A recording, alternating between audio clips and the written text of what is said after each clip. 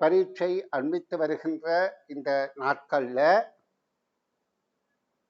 அதாவது வினாத்தாள் 2 முக்கியத்துவம் வாய்ந்த தமிழ் பாட பரப்பில தமிழ் மொழி சார்பான இலக்கண ரீதியான விளக்கங்களை உங்களுக்கு தந்துவிட்டு தொடர்ச்சியாக உங்களுக்கு அதாவது அரச பரீட்சை தாள்களும் கட்டுரையாக்கும் பயிற்சிகள் பற்றியும் கற்பிக்க விரும்புகிறேன். அப்போ இப்போதைக்கு நான் முதல்ல பைட் போர்டு எடுத்து உங்களுக்கு தமிழ் சார்பான இலக்கண விதிகளை இலக்கண விதிகளை சொல்லி தந்தால் அது நீங்கள் இந்த பயிற்சித்தாளை செய்வதற்கு மிகுந்த பயனுள்ளதாக இருக்கும் என கருதி நான் இப்போ முதல்ல பைட் போர்டு எடுத்து உங்களுக்கு இது சார்பான விடயங்கள் கற்பிக்க போகிறேன். அப்போ பைட் போர்டுகளில் யாராவது ஏதாவது எழுதினால் உடனடியாக அவர்களை ரிமூவ் பண்ணி விடுவேன் என்பதையும் நீங்கள் தெரிந்து வைத்துக் கொள்ளுங்க. காரணம் என்னென்றால் உங்களுடைய ஒவ்வொன்றுக்கும் நான் விடயங்களை சொல்லி தருகிறதுக்கு இலகுவாக இருப்பதற்காக. இப்போ நாங்கள் தமிழ் மொழி என்கிற தாய்மொழி என்பது எழுத்துக்கள் என்பது குறியீடுகள். அதில் 4 வகையான எழுத்துக்கள் இருக்கின்றது பிள்ளைகள். அதாவது எங்களுடைய தாய்மொழி தமிழில் 4 வகையான எழுத்துக்கள் இருக்கின்றது. அப்போ நாங்கள் தமிழ் என்று எடுத்துக்கொண்டால் அதில் 4 வகை எழுத்துக்கள் நாங்கள் தெரிந்து கொள்வோம். அதாவது உயிரெழுத்துக்கள், மெய்யெழுத்துக்கள், உயிர் மெய் எழுத்துக்கள், ஆயுத எழுத்துக்கள். ஆயுத எழுத்து ஒரு எழுத்து, ஆயுத எழுத்து. அப்போ தமிழில் இந்த 4 வகையான எழுத்துக்கள் இருக்கின்றது. இவையெல்லாம் குறியீட்டு வடிவத்தில் இருக்கின்றது. இந்த உயிரெழுத்துக்கள் 12 இருக்கின்றது, அது உங்களுக்கு தெரியும். ஆனால இருந்து அவ்வண்ணா வரைக்கும். மெய்யெழுத்துக்கள் 18 இருக்கின்றது, அது உங்களுக்கு தெரியும். இக்கண்ணால இருந்து இன்னன்னா வரைக்கும். இது ஆனால இருந்து அவ்வண்ணா வரைக்கும் 12 எழுத்து. உயிர்மெய் எழுத்து என்பது உயிரெழுத்தும் மெய்யெழுத்தும் சேர்வதன் மூலம் உருவாகுவது. அப்போ முதலாவது உயிர்மெய் எழுத்து கானா, இறுதி 216வது உயிர்மெய் எழுத்து அதாவது நவ்வண்ணா. 216 எழுத்துக்கள் இருக்கின்றது. அதாவது இந்த உயிரெழுத்தும் இந்த மெய்யெழுத்தும் பெருக்கப்படுகின்ற போது 216 உயிர்மெய் எழுத்து இருக்கின்றது. ஆயுத எழுத்து என்பது ஒரே ஒரு எழுத்து தான். ஒரே எழுத்து 3 புள்ளி வடிவிலான எழுத்து. இந்த எழுத்துக்கள் எல்லாம் சேர்ந்து 247 எழுத்துக்கள் இருக்கின்றது. இந்த எழுத்துக்கள்ல ஓரெழுத்திலையும் சொல்லியிருக்கின்றது, பல எழுத்துக்கள்லையும் சொல்லியிருக்கு.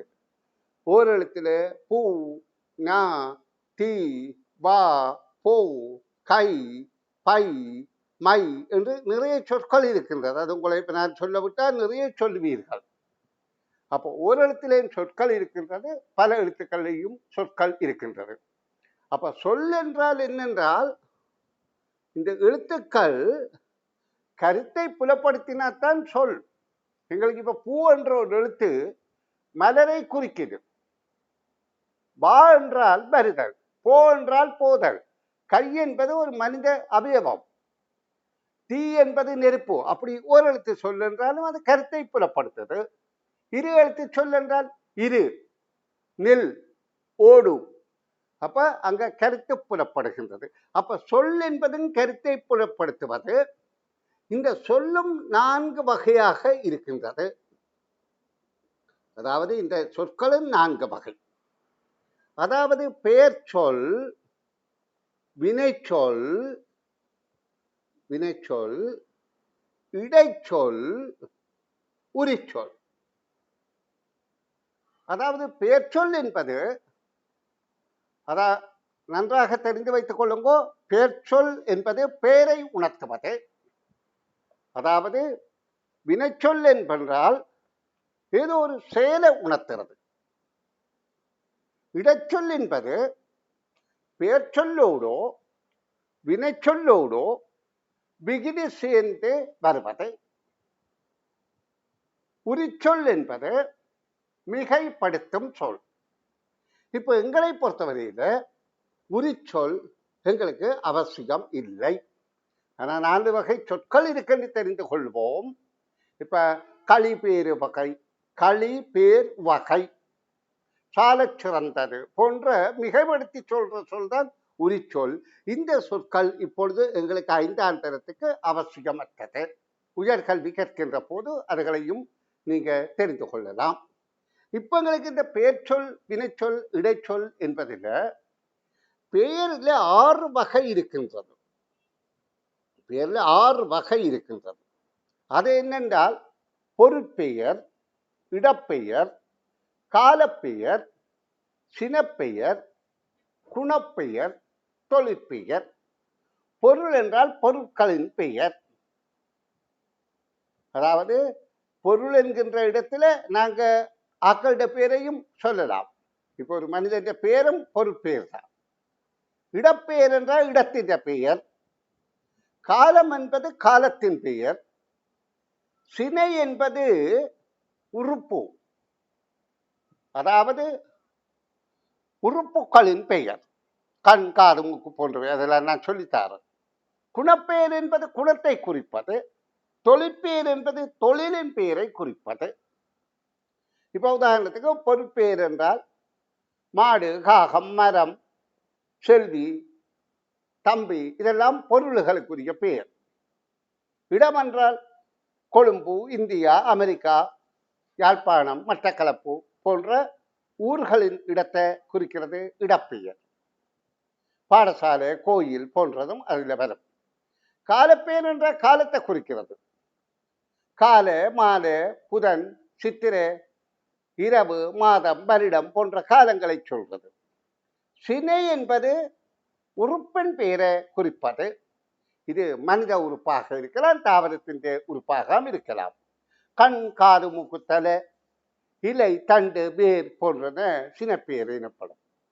குணப்பெயர் என்றால் குணத்தை குறிப்பது.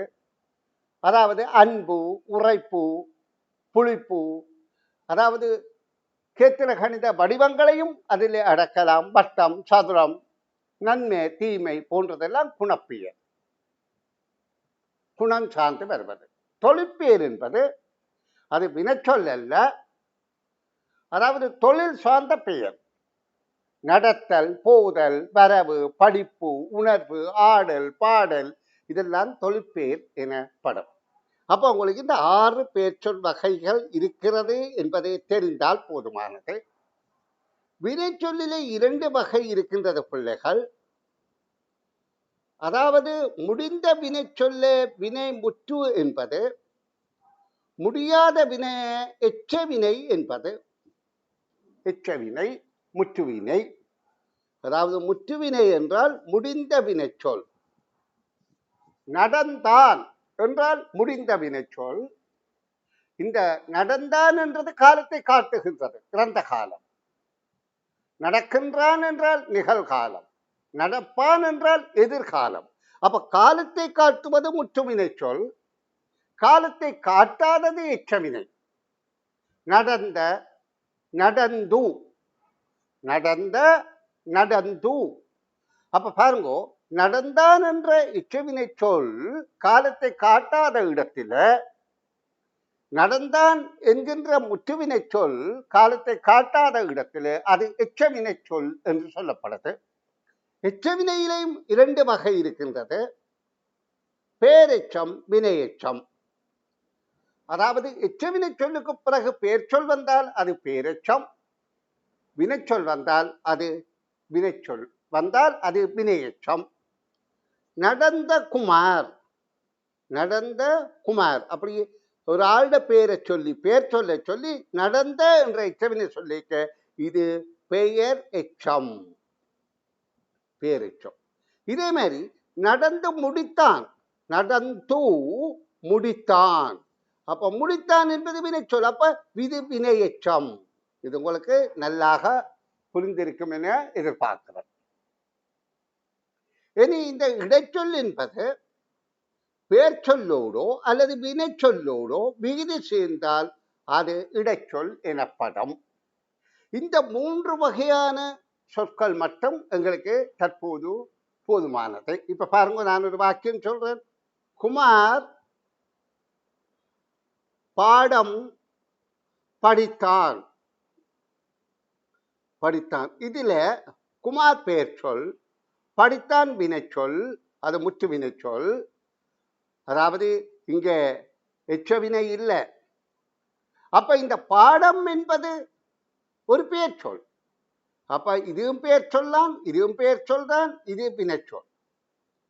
அப்ப இதுல குமார் என்பது எழுவாய், படித்தான் என்பது பயனில, பாடம் என்பது செயற்படு பொருள்.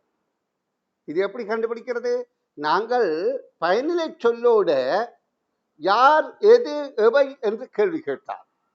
இப்ப இது குமார் என்றபடியால் யார் படித்தான், ஏன் உயர்த்தின சொல், யார் படித்தான். அப்ப குமார், அப்ப எழுவாய். எதை படித்தான், யார் படித்தான், யாரை, எதை, எவற்றை. படித்தது அகநிலை பொருள். அப்ப எதை படித்தான், பாடத்தை. அப்ப பாருங்கோ, இதுல பாடம் என்பதும் பெயர்ச்சொல் செயற்படு பொருளா வந்திருக்கு, குமார் என்ற பெயர்ச்சொல் எழுவாயா வந்திருக்கு, படித்தான் என்ற வினைச்சொல் பயனிலையாக வந்திருக்கு. இதே வாக்கியத்தை நாங்கள் குமார் பாடத்தை படித்தான் என்றும் சொல்லலாம். பாடத்தை படித்தான். இந்த இடத்துல பாடத்தை என்பது ஐவிகுதி சேர்ந்ததால அது இடைச்சொல்லாகி விட்டது. நான் சொன்னேன், இடைச்சொல் என்றால் பெயர் சொல்லோ அல்லது வினைச்சொல்லோடோ விகுதி சேர்ந்தால் இடைச்சொல். அப்ப இந்த வாக்கியத்தில் எழுவாய் பெயர் சொல், பயனிலை வினைச்சொல், செயற்படு பொருள் இடைச்சொல்லாக இருக்கின்றது. இப்ப நான் உங்களுக்கு தமிழ்ல 4 வகை எழுத்துக்களை பற்றி சொன்னேன், 4 வகை சொற்களை பற்றி சொன்னேன். இப்ப இந்த 4 வகை சொற்களும் சேர்ந்து உருவாகக்கூடிய வாக்கியங்களும் 4 வகை. அப்ப வாக்கியம் என்ற தலைப்பில் வருவோம். இப்ப சொல் என்பது ஒரு எழுத்து மட்டும் சொல்லாக வரலாம். ஆனா வாக்கியம் என்பது ஒரு சொல் வாக்கியமாக முடியாது. குறைந்தபட்சம் 2 சொல்லாவது இருக்க வேண்டும். நீ யார், தம்பி வந்தார், பாடம் படித்தாள், இதெல்லாம் 2 சொல்லுல வாக்கியம். ஆனா ஒரு சொல் வாக்கியம் இல்லை. அப்ப குறைந்தபட்சம் 2 சொல்லாவது இருக்க வேண்டும். ஆனால் நாங்கள் எங்களை பொறுத்தவரையில சிறுபராயத்தில் நீங்க படிக்கிற நேரத்தில் பயனிலை இல்லாமல் வாக்கியம் இல்லை என்று கற்றுக்கொள்ளுங்கள். ஆனா பிறகு பிறகு உயர்கல்வியிலே அப்படி வாக்கியங்களை சந்திப்பீர்கள். இப்போதைக்கு பயனிலை இல்லாமல் வாக்கியம் இல்லை. இப்ப இந்த வாக்கியங்கள் 4 வகைப்படும் என்றதை நான் விளக்கம் தருகிறேன் பாருங்க.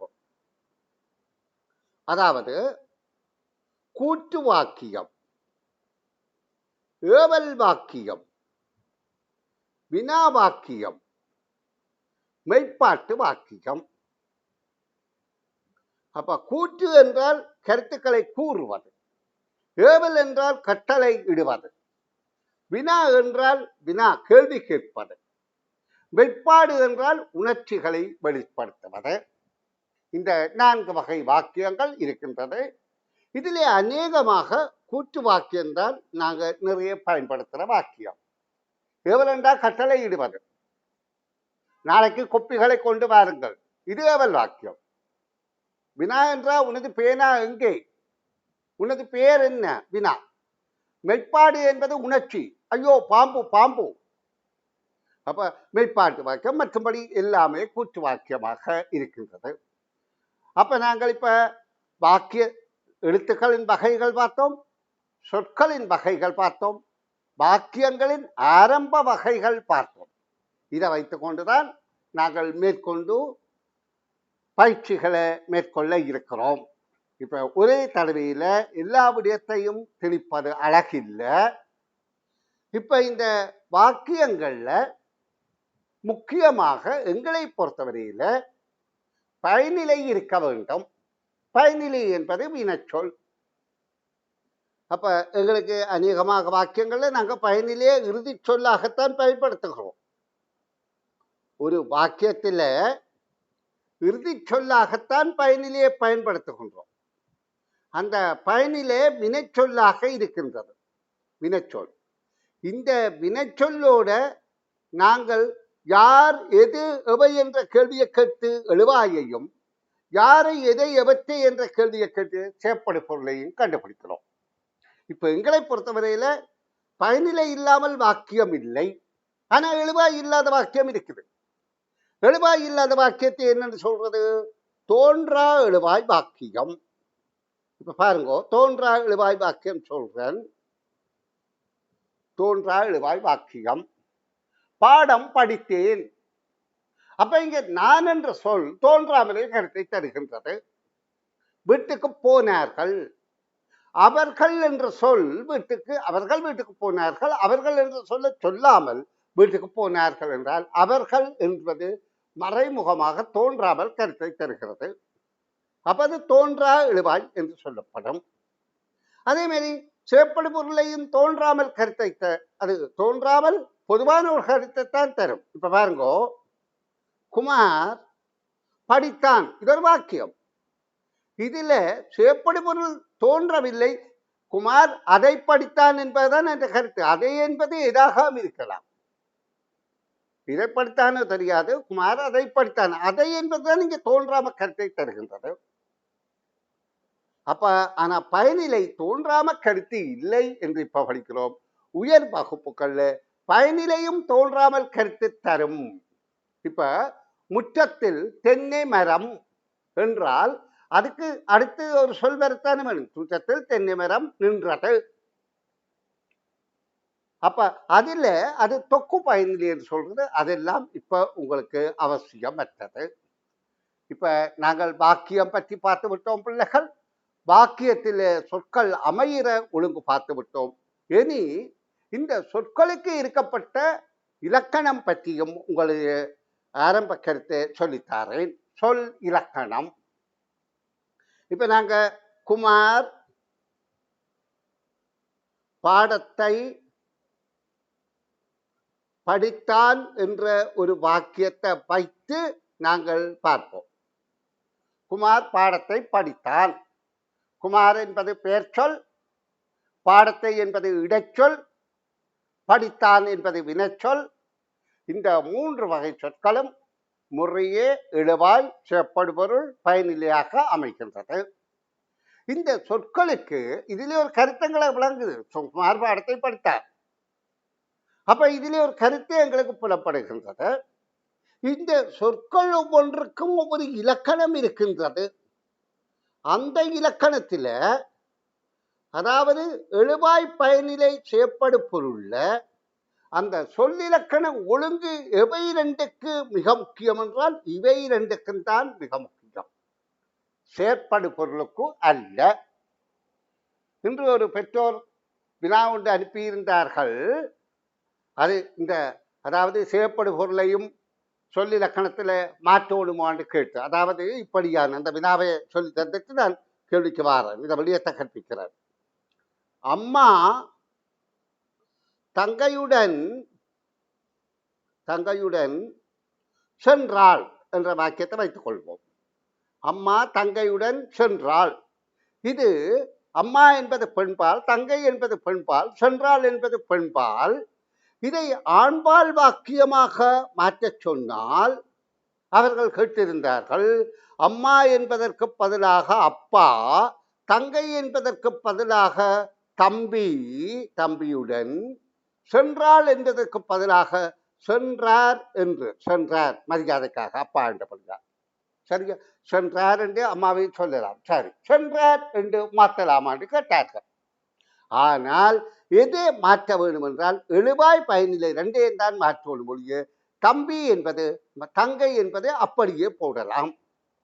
அப்பா தங்கையுடன் சென்றார்.